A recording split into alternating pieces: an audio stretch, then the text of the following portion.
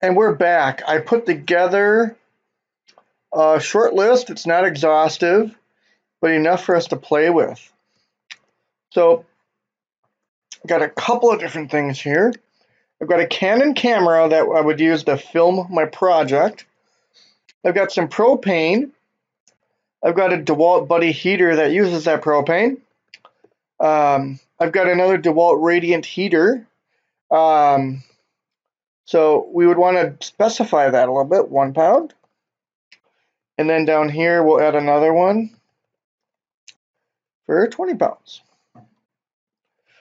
Now, because you buy the tank and then you do the refills, let's put it at 40 bucks. Right there, $40.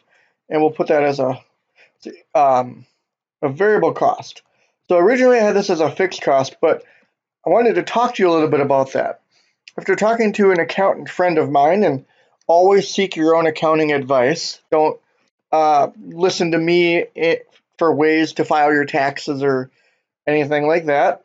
What he said was, if you're only using a percentage of that bottle of propane, and that's based on you working on that project, then you can consider that variable cost.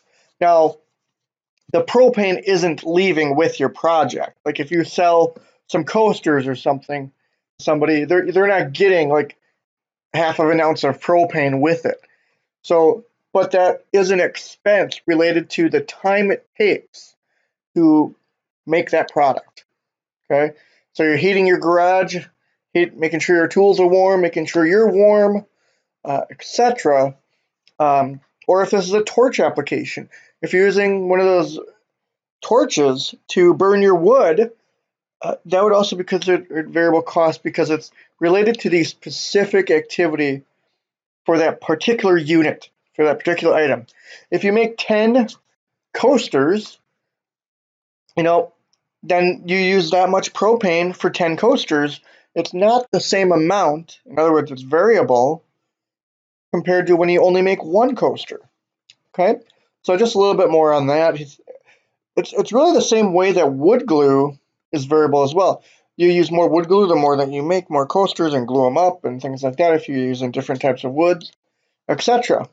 So just wanted to give you an idea of how to look at these things because it's so important to get this right so that you know what is a fair and reasonable upcharge for your product every time that you make something for sale.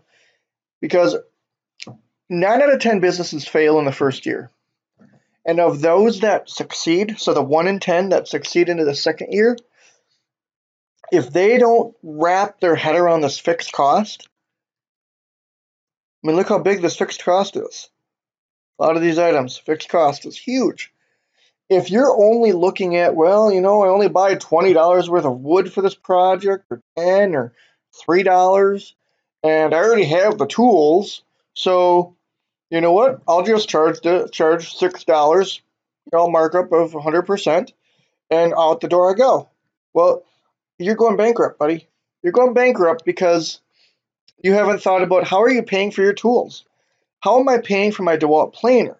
Now that doesn't mean if I'm selling a coaster and let's just say it took $3 in materials. We'll just real simple, $3 in variable cost, right? And I know that I have a DeWalt planer that I use. Planer, it costs 600 bucks. I'm not going to charge my customer $603 for one coaster to cover my cost of the material and my planer. Nobody's going to buy your coaster. So what businesses typically do is they figure out what is a reasonable price to charge in the marketplace, and then they try to figure out how many do they have to sell at that price in order to do what's called break even. Okay? Break even means you've paid for your fixed cost, you've paid for your variable cost. You're not making money, but you're not losing money anymore. And that is what's so critical about businesses and what I see from woodworking as well, where people get really excited to do woodworking and they discount the fact that their camera costs 300 bucks because they're doing YouTube videos as well. They discount the fact that they bought another heater. Well, or that they had to buy another clamp to do bigger projects, or of course, that DeWalt planer. So think about those things, and we will continue on in future videos with some tools that specifically identify or calculate how many units we actually have to sell to break even at a certain price point.